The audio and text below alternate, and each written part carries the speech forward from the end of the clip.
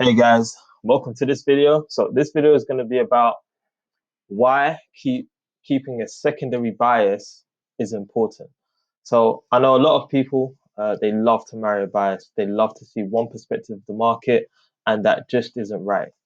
So I tend to keep two biases. Well, I say I can keep two biases. I'll have two perspectives of the market, and I believe it's important. So that's why I always have a primary, my primary analysis, and then I'll have my secondary analysis. And I think it's important for every trader to have this. Unfortunately, not every trader exercises this. So this is why every trader, every analyst should keep two perspectives, two biases of the market. Now, let's start off with GPUSD. So to start off, I was a GBP bull. So back a couple months ago, I was a GBP USD bull, right? When the market created this low here, I sent out forecasts to my members, stated that there's a very good chance that we could see increase in prices in GBP fast, right? So this is just a perspective I had. Uh, at the time, of course, it was speculative. We didn't have much information if this was actually going to manifest. And in fact, I even questioned my own analysis. I even questioned it. I said, is this even possible? Right? Not understanding two things. One, the market will do what it wants. Two, it's important to understand that either the market is going to go up or it's going to go down, right? At the end of the day, guys, you won't fully be able to guess the market as to where the market will go, but you can definitely look to reap the rewards and the benefits of the market itself.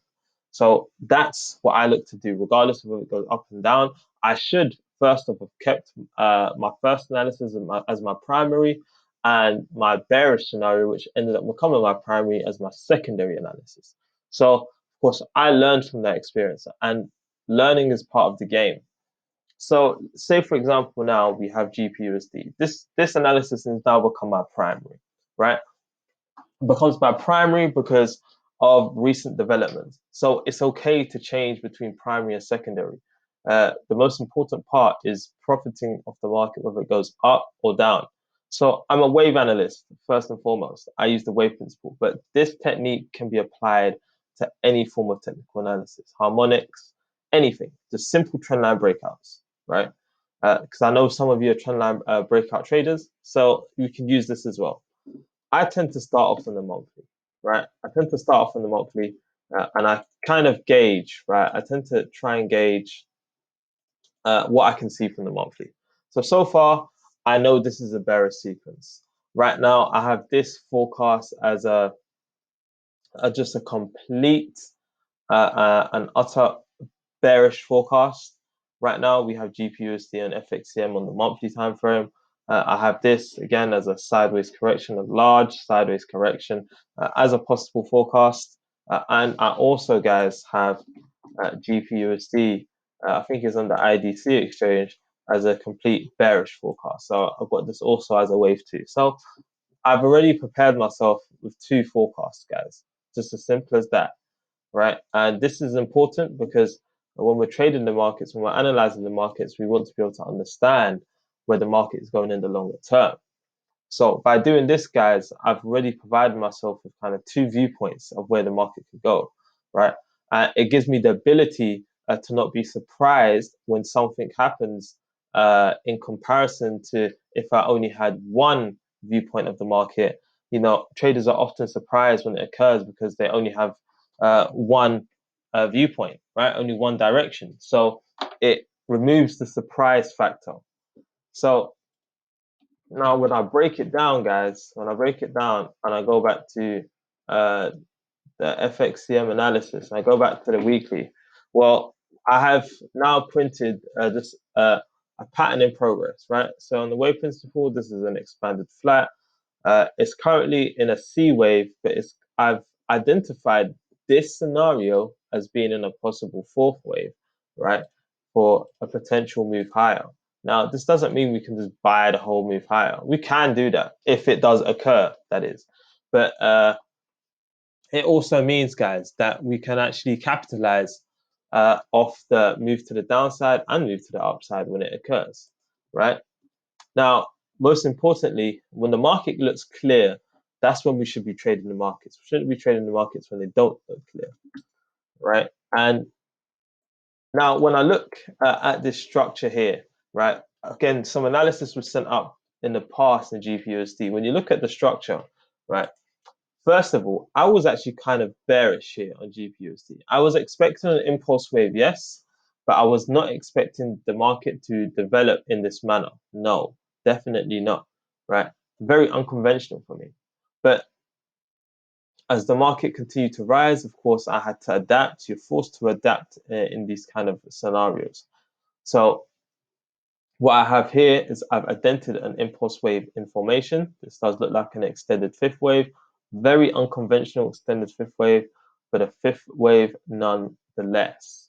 Right, guys? So what we have here is an extended fifth, and what it looks like is that in this final fourth wave, we seem to be printing an ABC pattern. Now, the difference here, right, and why I keep two perspectives of the market is because these patterns give us a key indication of how far the market could go, right? And if the market is actually in the trending phase or corrective phase, right? This is different from the market being in an actionary phase or reactionary phase, right? A reactionary phase, of course, is quite simply just a counter trend move, right? Consolidation phases. An actionary wave are the trending moves that we see. An actionary wave can occur in corrective mode and it can occur in impulsive mode, right? So now to further break this down, guys, what we have here looks like a clear triangle, right? Now, we know two factors. Number one, triangles can only form in fourth waves, right? And we also know triangles can also form as part of combinations, right? So the fact that we've seen the triangle form here gives us two ideas. So first of all, right, it tells me as an Elliott wave analyst that this is a corrective phase, number one. It also tells me that this could also be part of the first wave of a leading diagonal. So it tells me those two factors, right? So either which way, guys, this tells me that this is still a correction. And because of this, we can use this analysis to kind of gauge where we are in the sequence. So as we break it down, we can see GPUSD on the 4-hour time frame, and the market is being broken down into smaller subwaves, right? So we can now see the third wave sequence in viewpoint. We then go back to the IDC exchange, right? And this is what we have, right? We do have, of course, a similar sequence. Let's just remove this a bit of text, right? We do have this bit of sequence, and we do have a possible, of course, wave two correction here, or you can call it a flat. It's entirely up to you, right? And then, of course, the market looks to be developing into or subdividing into an impulse wave here. So we also have that, which we must factor in as well. So we've now given ourselves two perspectives. Now, say, for example, the market, we go back to our previous analysis. The market, it retraces to the end of this channel, or it retraces to the 382 and then pulls higher. Say, for example, that occurs, right? We now provide ourselves with a viewpoint to say, okay, you know what? The correction's ended. The market could very well move much higher, right? We now have the opportunity to buy. However, if the market continues to fall and actually breaks down into 5 waves, and we see this scenario now play out, where we see a third wave pattern form, and we have this kind of structure here forming, right? Then we can now provide ourselves with an alternative view, right? And say to ourselves, okay, you know what? Maybe the market could be going much lower, and we could see prices decline very, very far, right? This would also mean, guys, additionally, this would also mean that the dollar would be making a move as well. So the dollar would be making a move, and the dollar would continue to obtain new highs, right? It would mean that, unfortunately. I know a lot of people want the dollar to crash, to decline, but we have to follow technical analysis when these kind of things happen, right? So we then have this kind of viewpoint, and then we can say to ourselves, okay, you know what? If the market does complete a third wave and we see the market move down, the market move up, and then move down again, well, we then have the opportunity as well, guys, to sell on the pullback. So using wave analysis or just using any conventional analysis, right?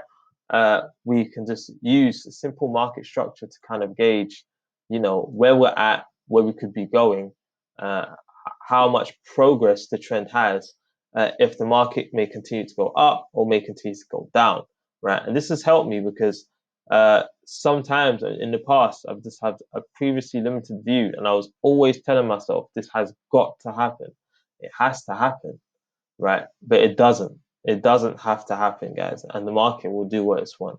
The sooner you learn that, the sooner you will start to appreciate the alternative view. So I tend to, of course, exercise this a lot. And I hope you guys can start to do the same. Once you start doing this, you can venture off into other markets. So, for example, Euro USD, I do the same thing. You've got the analysis here on Euro USD, which is falling. And then I have an alternative view as well on Euro USD, a leading diagonal pattern on Euro USD, and of course, a corrective pattern on the higher time frames, right, for my alternative view. So you start to do these things, and as you start to do these things, you won't be shocked, right, if the market does something out of the ordinary. The thing is, as traders, we shouldn't care where the market goes, right? As much as we would like to see something occur, we shouldn't care. What we should care about is how do we position ourselves for the next major move. Right, guys, hope this video was beneficial. I definitely enjoyed making this one. I do enjoy making these videos as I know they're beneficial for people. Please, if you're watching this video, provide me with some feedback. Let me know what your thoughts are. Let me know if you incorporate the same tactics. This will be for the members' insight. However, I may share it with the public just so they get insight into what I see. We try to provide value here. And yeah, that's it. That's all for now, guys. Take care, and I will see you on the next video.